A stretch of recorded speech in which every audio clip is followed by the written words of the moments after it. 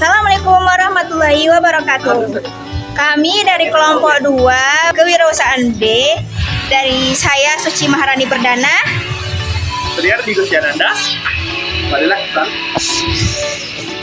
Muhammad Rafli, menganalisa dari SWOT untuk pariwisata Tabek Mandi Sikabu. Ya, strategi dan wawancara. nantikan keseruan kami. Check it out.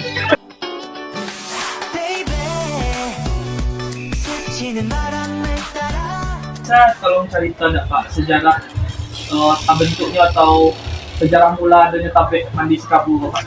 Jadi rencana ya hari ini ya Jo. Ini kolam. Jadi awalnya sih memang udah kalau tidak kondisi itu memang itu daerahnya dingin, nanti kan bisa rasul-rasulnya untuk mobil kolam harus digunakan. Nah akhirnya itu dua kolam dulu.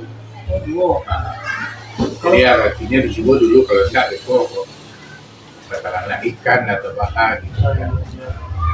Nah akhirnya dari situ saya lihat demandnya sama rancak tambah. Oh, lebaran kolamnya itu Pak? Inilah barat sampai Malam ya. Kalau boleh tahu pertama kali itu tuh tahun berapa tuh Pak? 2008 balik. Oh, dia baru balik. Masih muda berarti ya Pak? Nah semakin banyak pengunjung, dicari pengunjung lah dulu pengunjung yang kelas menengah kafe. Harus punya kafe, kafenya. Oh, Ya berkembangnya begitu saja. Nah kemudian lah banyak pengunjung yang dari Jawa, dari luar kota. Nah kadang-kadang juga bikin penginapan gitu. di Bungkoko penginapannya Pak? Oh, penginapan itu tahun berapa tuh Pak bentuknya? Oh penginapan 2022. Oh, di dulu ya. Nah, akhirnya penginapan semakin banyak di media tambah sampai akhirnya. Nah semakin berkembang ya akhirnya membutuhkan suatu strukturalisasi ya, dengan bertambahnya karyawan, dengan bertambahnya bisnis, ya akhirnya ya seterang Allah itu nggak jadi ya. Jadi gini Pak, owner, pengelola itu ada homestay, ada kafe, ada kolam. Udah tahu nama yang pengelola kafe ini siapa Pak? Kafenya kalau sini Rahman. Pak Rahman. Kalau kolamnya? Kolamnya Amai. Baik ya. Itu yang kolam tuh ini sebagai pengawas kolam lagi atau apa Pak? Ya kolam itu duluan ya. Ada yang khusus untuk menjaga kolam renang, ada yang khusus kebersihan. Oh gitu. Oh, berarti dari divisi itu dipecah-pecah aja gitu ya Pak? Itu kalau di situ Pak ada kayak visi atau misi gitu nggak Pak? Visi misi dari Tabek Mandi Sikabu gitu? Artinya awal itu berada di kampung di lingkungan itu seketik banyaknya harus bisa meningkatkan masyarakat sekitar. Jadi karyawan diambil dari masyarakat sekitar. Berarti memperdayakan masyarakat sekitar ya Pak? Kalau seandainya citranya negatif, pasti citra masyarakat negatif. Kegiatan operasional atau proses bisnis awal terjadinya Tabek itu apa? Sebenarnya pemanfaatan lahan aja. Kalau punya lahan dan dimanfaatkan, tapi yang rendah. Berarti awalnya lahan kok, tanah kok punya Bapak? Ya, Punya keluarga atau punya keluarga. Jadi artinya awalnya sebelum itu kan ada dimiliki asuransi gitu ya. Nah, adanya tuh penambahan tanah. Terus Pak, kan ada kolam sini kan renang layak apa? Fasilitas yang disediakan oleh di sini itu apa aja Pak? Ya kalau fasilitas sesuai dengan ini lah ya, perkembangan sekarang ya. Nah kebetulan di situ yang itu pertama airnya ya. Jadi awal nggak pakai minyak, nggak pakai apapun. Yang kedua, view-nya juga. Kayak wahana-wahana gitu Pak, misalnya seluncuran, Ya, itu bisa lihat ya. kolamnya ada berapa tadi Pak? Kalau yang besarnya ada 4, lalu di sini ada yang kecil 2. Ini kan rata-rata masyarakat sekitar udah tahu kan Pak. Terus nanti untuk cara Bapak promosi ke keluar gitu Pak, misalnya kayak misalnya di sini di kayak kumpul, cara Bapak promosinya itu gimana?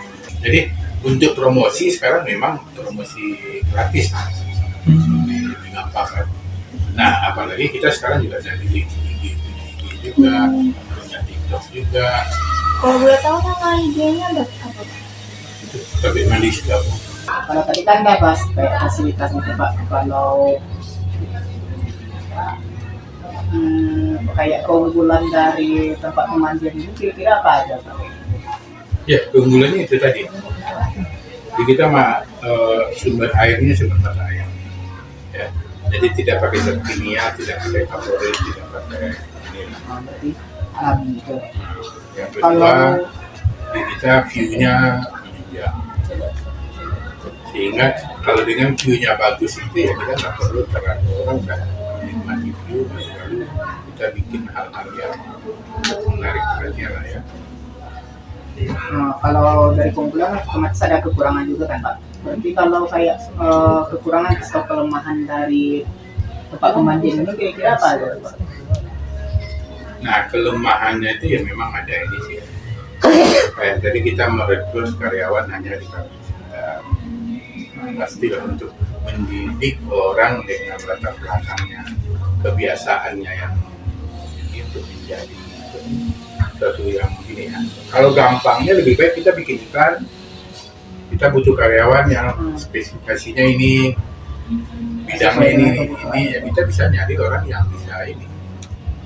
Kalau untuk masyarakat sekitar ya kita harus sabar untuk melatih dia yang dulu hanya biasa dengan habitnya ya, kebiasaan hidupnya ini ya kita harus bisa untuk ya dimasukkan ke masyarakat itu Pak. Peluang dari tempat pemandian ini terhadap masyarakat luar gitu. Ya kita keuntungannya gini, dibanding misalkan dengan lokasinya kayak di Maninjau ya atau di daerah yang orang sekarang kesini itu dia kesini mau ke Bukit Tinggi, mau ke Ngaresano gitu. Jadi mereka kalau mau wisata itu ya mending kesini gitu. Nanti kita bisa ke Bukit Tinggi, bisa ke Ngaresano dengan jarak tempuhnya yang nggak berapa ini. Ya kalau di Meninjau mungkin mau ke Bukit Tinggi itu butuh berapa jam, kali butuh berapa jam.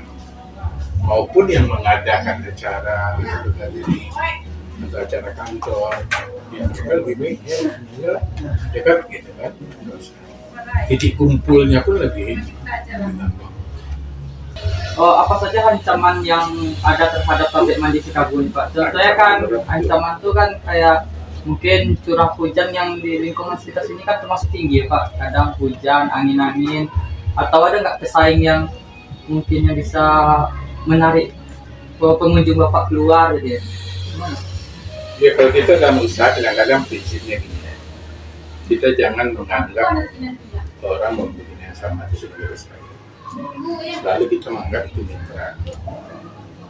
Jadi kita berkembang dia berkembang bareng. Persaingan dia secara sehat ya.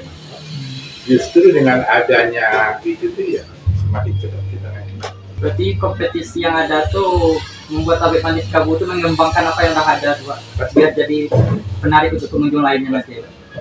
Pabrik mandi Cikabul itu menggunakan dukungan sistem informasi atau teknologi apa dalam proses perkembangan bisnis ya Pak? Ya, kita sesuai kebutuhan aja. Ya teknologi ya pasti aplikasi yang kita pakai kan untuk tiket, untuk ini, atau untuk stay, Untuk promosi ya Pak. Terus Pak, apakah pabrik mandi Cikabul itu pendanaannya itu cuma dari pendanaan dari dalam atau ada bantuan dari dana luar Pak? Ya, ada sponsorship atau sebagainya Pak? Tidak, berarti pendanaan unik. mandiri ya Pak. Tahu untuk rata-rata pengunjung dalam sehari itu berapa orang yang datang di seperti ini? Ya kalau pengunjung itu fleksibel ya. Di hari biasa, di weekend, pas hari yang sesuai dengan inilah. Kalender, kadang kalender ini juga kalender kelas lagi ujian, lagi libur. Tapi kalau untuk rata-rata sehari itu ya kalau hari biasa ada 100. Tapi kalau pas tidak bisa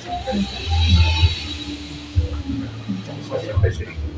Kan kalau misalnya ada musim hujan Pak, atau di hari kerja itu mana strateginya Pak? Dua perantara dari Kalau masalah cuaca kita nggak bisa, ya, apakah hujan atau apa. Cuma untuk menarik pengunjung ya kita selalu berusaha setiap itu ada perubahan, ada penambahan. Jadi setiap orang kesini pertama kesini dengan yang kedua kali kesini itu ada sesuatu yang dilihat. kan berdiri 2018 Pak, dan awalnya itu 2 kolam, lalu sampai sekarang udah banyak inovasinya Pak, kayak sapi, kayak homestay dan juga yang lainnya Pak. Nah, kalau untuk kedepannya itu ada apa inovasi ataupun rencana pengembangan dari hasil gabung ini untuk membuat sesuatu yang baru Pak di sini? Sesuatu yang baru sih pasti ada, yang namanya bisnis ya. Nah, cuman untuk ke arah mana yang lebih pasti masih belum. Ya, dulu kita pernah ada rencana mau bikin tempat gym atau mungkin khusus untuk arena permainan anak yang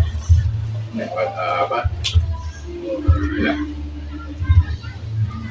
Nah, tapi itu ya sebetulnya ya itu kembali ke bisnis ya, itu memungkinkan enggak dan itu prospeknya bagus atau enggak, ini bagaimana gitu. Kalau untuk pengembangan itu pasti, contohnya kita dari awal sekarang ini ya untuk malah antara kolam dengan homestay itu sekarang cepat. Makanya dulu kan ini bengkel, akhirnya kita pindah ke itu yang 234 yang kaki panci ya. Ya ini memang lagi.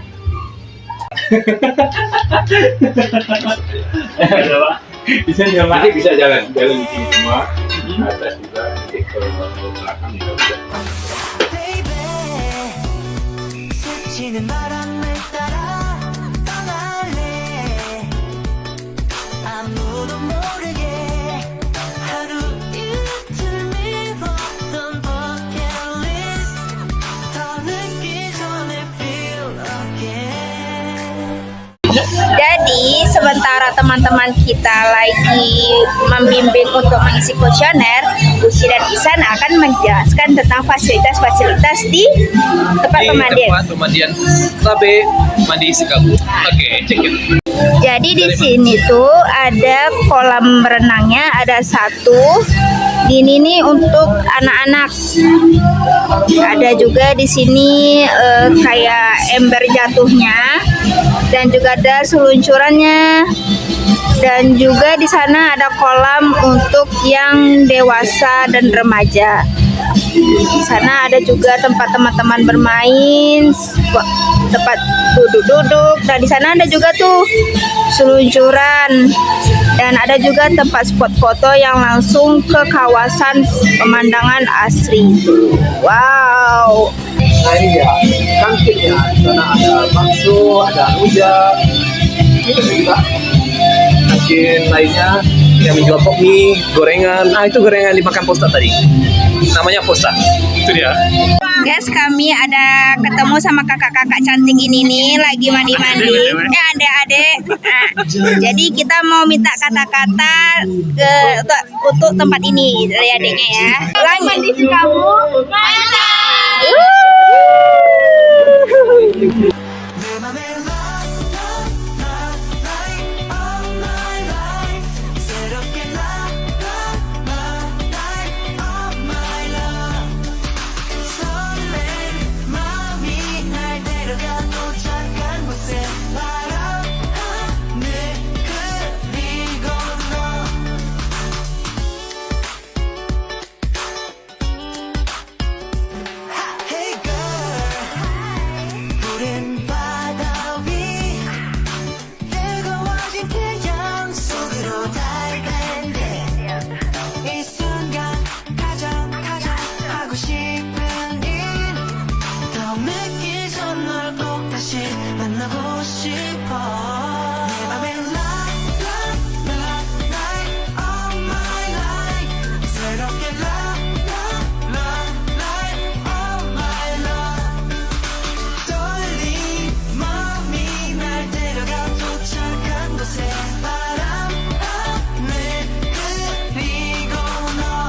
Homestay-nya estetik karena sangat matematika.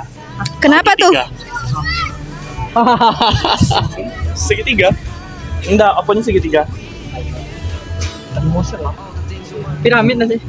Enggak sih. Enggak piramid lah. Limas. Limas. Oh, limas. Tapi Indah. segitiga. Enggak, segitiganya nyegetiga banget gitu. Nyegetiga gitu. Ini masnya kurang ngelimat. Kurang ngelimas. Segitiga itu bangun datar banget. Datarnya ngedatar banget gitu. 너만이야 like all my life I need you like all my love 내 맘을 Telunjuknya. Masya Allah. Masya Allah, tabarakallah Bunda. Kami dari kelompok 2. Saya Suci Maharani Perdana.